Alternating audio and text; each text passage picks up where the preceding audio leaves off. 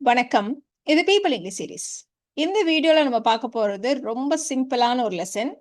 At the same time நம்மளுடைய day to day கான்வர்சேஷன்ல use பண்றதுக்கு ரொம்ப யூஸ்ஃபுல்லான ஒரு ஃப்ரேஸ். ஒரு ஃப்ரேஸ்ல மொத்தமா நம்ம 4 ஃப்ரேசஸ் கத்துக்க போறோம். ஒரு விஷயம் இல்லைன்னா ஒரு பொருள் குறைவா இருக்கு அப்படின்னு சொல்றதுக்கு, இல்ல குறைஞ்சுக்கிட்டே போகுது, தீரப்போகுது அப்படின்னு சொல்றதுக்கு, இல்ல மொத்தமா தீர்ந்து போச்சு, சுத்தமா இல்ல இந்த மாதிரி சொல்றதுக்கு நாம ஃப்ரேசஸ் பார்க்க போறோம். இப்ப ஃபர்ஸ்ட்டு இந்த குறைவாக இருக்கிறது, தேவையான அளவு இல்லை, பற்றாக்குறையாக இருக்கிறது, இதையெல்லாம் எப்படி சொல்றது அப்படின்னு பார்த்துடலாம்.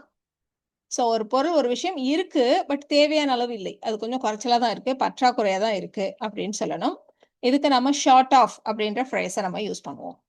இந்த ஷார்ட் ஆஃப் சென்டென்ஸ்ல யூஸ் பண்றப்போ subject, be verb, short of எது குறைவாக இருக்கிறதோ அந்த பொருளுடைய பெயரை இந்த இடத்துல நம்ம போட்டுக்கணும்.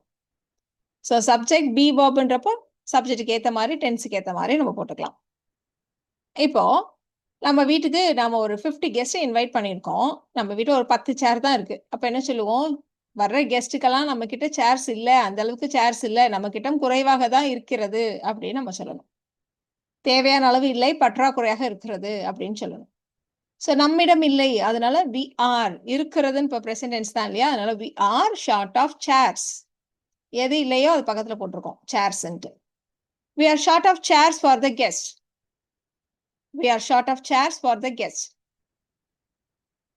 ரொம்ப காமனா நம்ம கிட்ட என்ன இல்லைன்னு சொல்லுவோம்? பணம் இல்லையா? ஸோ என்கிட்ட இப்போ பணம் கொஞ்சம் குறைச்சலா தான் இருக்கு.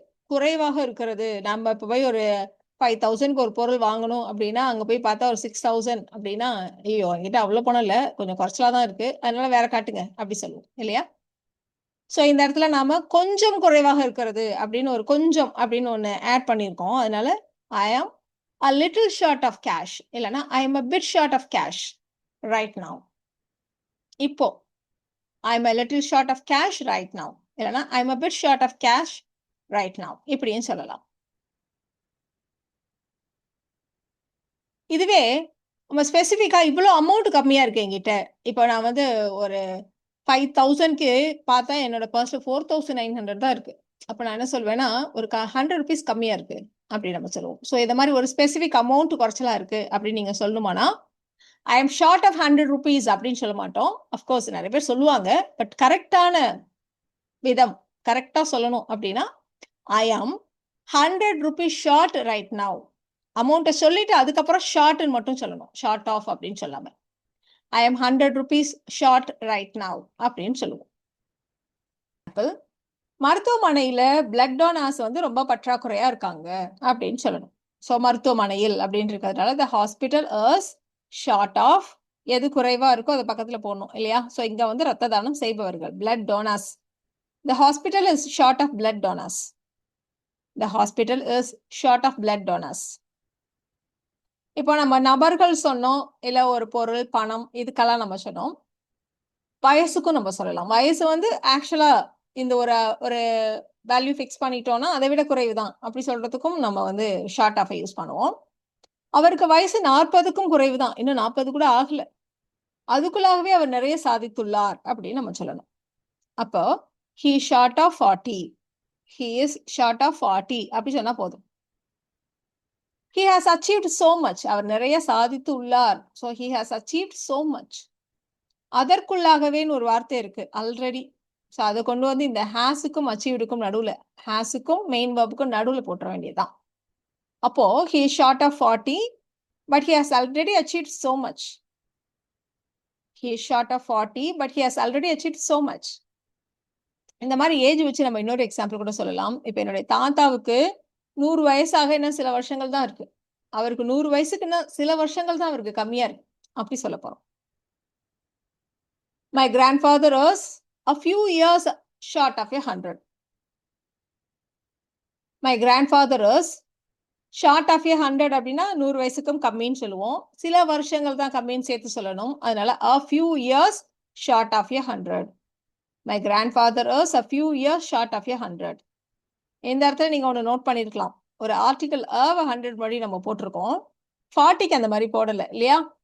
ஸோ இந்த மாதிரி 100, 1000, lakh, crore இந்த மாதிரிலாம் வர்றப்போ, மில்லியன், பில்லியன் இந்த மாதிரிலாம் வர்றப்போ கண்டிப்பா முன்னாடி இல்லைன்னா 1 சேர்த்துக்கிறது வழக்கம். அப்படிதான் நம்ம சொல்லணும். So my grandfather is a few years short of 100. இப்போ இந்த மாதிரி ஷார்ட் ஆஃப்னு சொல்றப்போ நம்ம மணிக்கு சொன்னோம், ஏஜுக்கு சொன்னோம், இல்ல ஏதாவது பொருட்களுக்கு சொன்னோம், நபர்களுக்கு சொன்னோம், டைம்க்கு கூட சொல்லலாம். ஸோ நமக்கு ரொம்ப நேரம் குறைவா இருக்கு அப்படின்னா we are short of time. We are short of time. நமக்கு அவ்வளோ நேரம்லாம் இல்லை, குறைவா தான் இருக்கு அப்படின்னு சொல்றதுக்கு. இப்போ மருத்துவமனையில ஊழியர்கள் குறைவா இருக்காங்க, ஸ்டாஃப் போதுமான அளவு இல்லை, பற்றாக்குறையா இருக்கு அப்படின்னா the hospital is short of staff அப்படி கூட நம்ம சொல்லலாம். இப்போ இவ்வளோ நேரம் ஷார்ட் ஆஃப் பார்த்தோம் இல்லையா? இப்போ அடுத்து நம்ம பார்க்க போகிறது ஷார்ட் ஆன். ஷார்ட் ஆஃப்க்கும் ஷார்ட் ஆனுக்கும் என்ன டிஃப்ரென்ஸ் அப்படின்னா நிறைய பேர் இன்டர்சேஞ்சபிள் யூஸ் பண்ணுவாங்க. பட் ஷார்ட் ஆனுக்குன்னு ஒரு ஸ்பெசிஃபிக் ரோல் இருக்கு. இந்த ஷார்ட் ஆனை நம்ம வந்து அப்ஸ்ட்ராக்ட் நவுன்ஸ் கூட யூஸ் பண்ணுவோம். அப்ஸ்ட்ராக்ட் நவுன்ஸ்னா ஒருத்தருடைய குவாலிட்டி பத்தி பேசுறது. ஸோ அந்த மாதிரி பேசுறப்போ அப்ஸ்ட்ராக்ட் நவுனை நீங்க ஈஸியா ஞாபகம் வச்சுக்கணும் அப்படின்னா நம்மளுடைய 5 சென்சஸால நம்ம வந்து உணர முடியாத நவுன்ஸை தான் நம்ம வந்து அப்ஸ்ட்ராக்ட் நவுன்ஸ்ன்னு சொல்லுவோம். முடியாது, கேட்க முடியாது, ஸ்மெல் பண்ண முடியாது, அந்த மாதிரியான நவுன்ஸ் அதான் வந்து அப்ஸ்ட்ராக்ட் நவுன்ஸ்ன்னு சொல்லுவோம். சிம்பிளா குவாலிட்டின்னு சொல்றோம். ஒருத்தவங்களுக்கான பொறுமை, நாலேஜ், தைரியம், இந்த மாதிரியான விஷயங்கள் இதையெல்லாம் தான் நம்ம வந்து அப்ஸ்ட்ராக்ட் நவுன்ஸ்ன்னு சொல்லுவோம். இப்போ அவனுக்கு ரொம்ப பொறுமை இல்லை, பொறுமை குறைவு. நம்ம தமிழை பொறுத்த வரைக்கும் அவனுக்கு பொறுமையே இல்லை அப்படிதான் நம்ம சொல்லுவோம். இப்போ இங்கிலீஷ்ல வந்து அவனுக்கு கொஞ்சம் பொறுமை கம்மி தான், அந்த மாதிரி தான் சொல்லுவாங்க. he short on patience. he is short on patience. So அந்த இடத்துல பொறுமைன்றது ஒரு அப்ட்ராக்ட் நவுன்றதுனால நம்ம ஷார்ட் ஆஃப்னு சொல்லாமல் ஷார்ட் ஆன் அப்படின்னு நம்ம சொல்லியிருக்கோம். அதே மாதிரி ஒரு படம் பார்க்குறீங்க, என்ன படம் இது, கொஞ்சம் கூட லாஜிக்கே இல்லை அப்படின்னு நம்ம சொல்லுவோம். அவங்க வந்து படத்தில் ரொம்ப லாஜிக்கே கம்மியாக இருக்கு, லாஜிக் குறைவு அப்படிங்கிற மாதிரி. The movie is short on logic. The movie is short on logic அப்படி சொல்லுவாங்க. So short of and short on பார்த்தோம் இல்லையா? இந்த ஷார்ட் ஆன் வச்சு வர ஒரு ஃப்ரேஸ் இருக்கு, ரொம்பவே யூஸ்ஃபுல்லான ஒரு ஃப்ரேஸ்.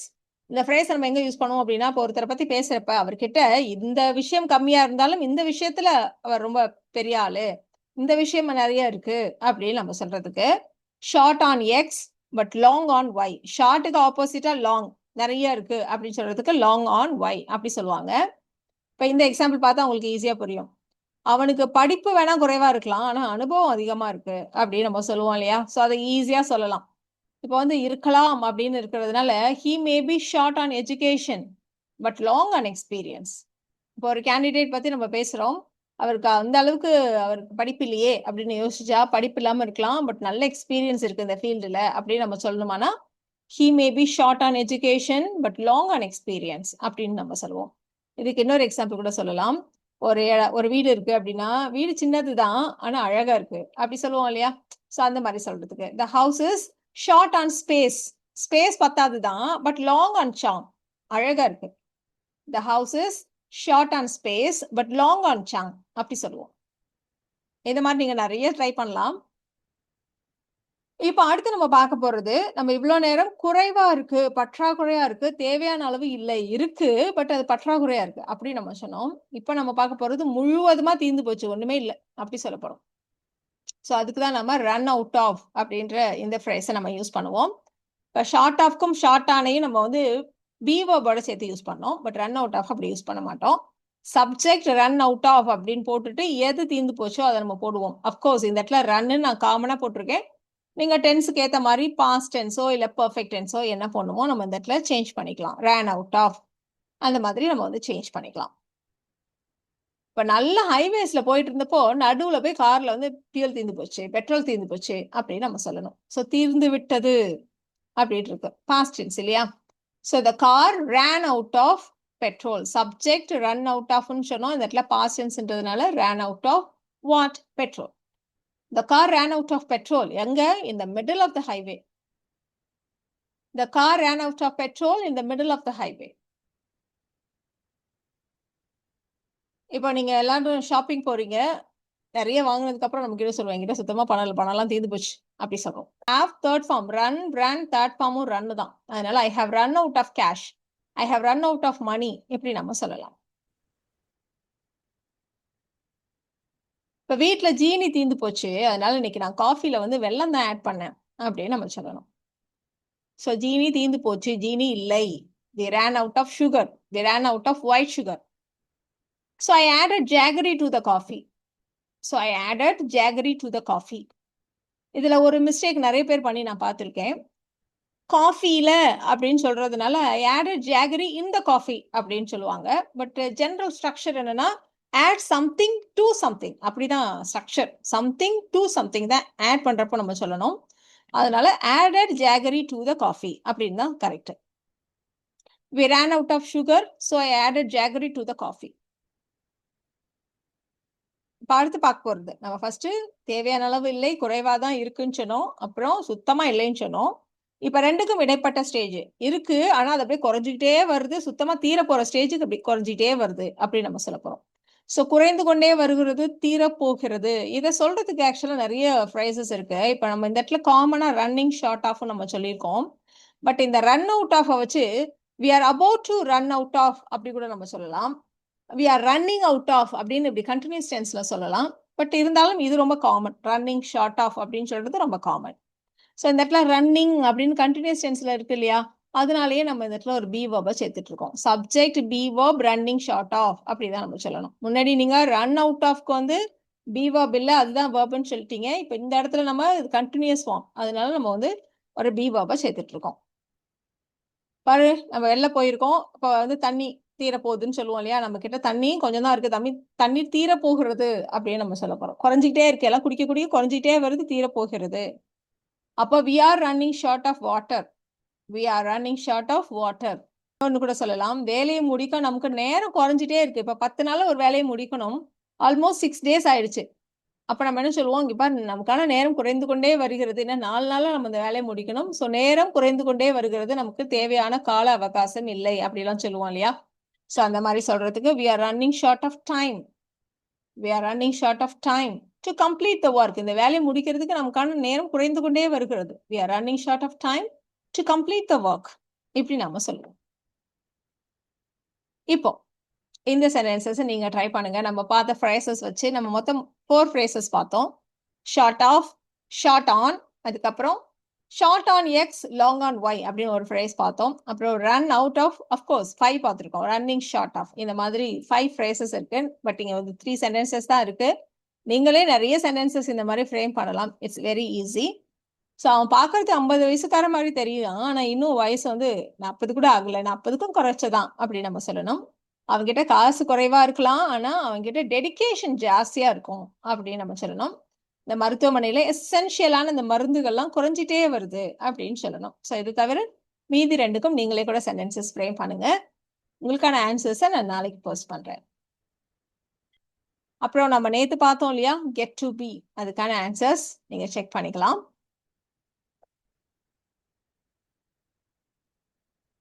ஸோ இந்த வீடியோவில் நாம short of, short on, running short of, run out of இந்த மாதிரி ஃப்ரேசஸ் பார்த்தோம். ஸோ பொருள் வந்து தீர போகிறது, தீர்ந்துட்டே இருக்கு, பற்றாக்குறையா இருக்கு, இந்த மாதிரிலாம் சொல்றதுக்கு, தீர்ந்தே போச்சு, சுத்தமா இல்லை, இந்த மாதிரிலாம் சொல்றதுக்கு இந்த ஃப்ரேசஸ் எப்படி யூஸ் பண்ணணும் அப்படின்றத கற்றுக்கிட்டோம். இந்த வீடியோ உங்களுக்கு யூஸ்ஃபுல்லாக இருக்கும்னு நினைக்கிறேன். Thank you so much.